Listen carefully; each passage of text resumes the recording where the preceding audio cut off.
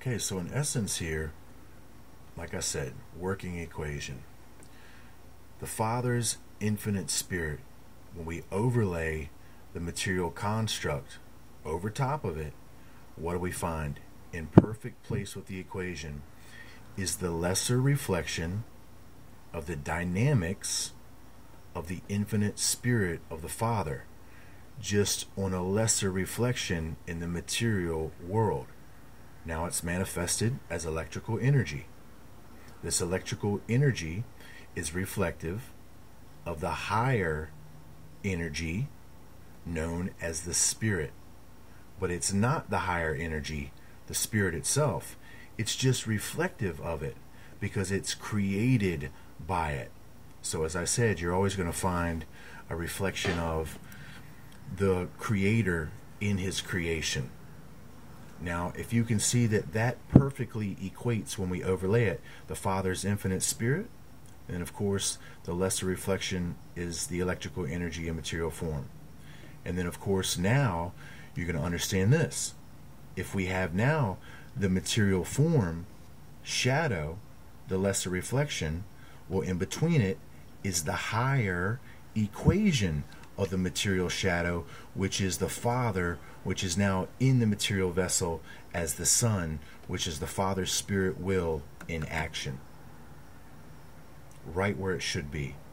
Right in between the organic and the chemical, which is in place of the material world as it's connected to the electrical, this trinity of the biology.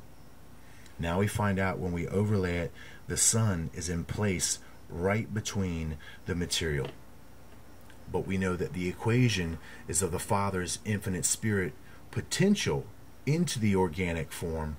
So the Son itself is the Father's infinite spirit in action in the material. Exactly the way that it should be.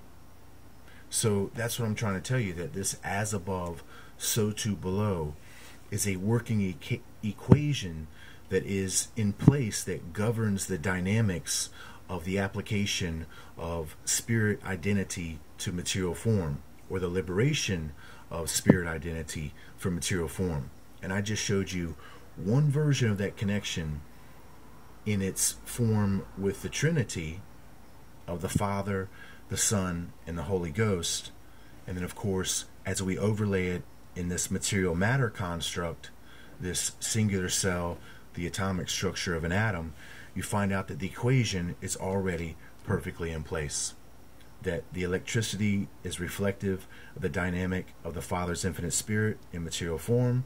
And then of course, the Son is now the higher reflection of the organic shadow as the Father has now manifested His actual personality presence within a material vessel.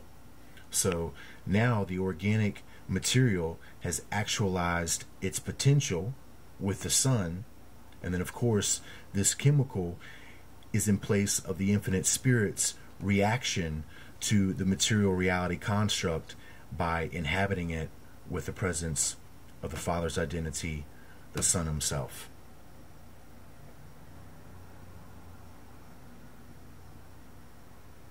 Do you see that? Think about that, and maybe I'll take just a little fuzz longer to explain. It's connected here to quantity and quality. Now, quantity is the material.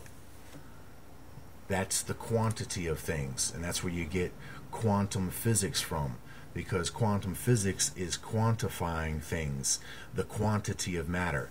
But in order to do this, it has to quantify the limits of matter. Well, matter is limited.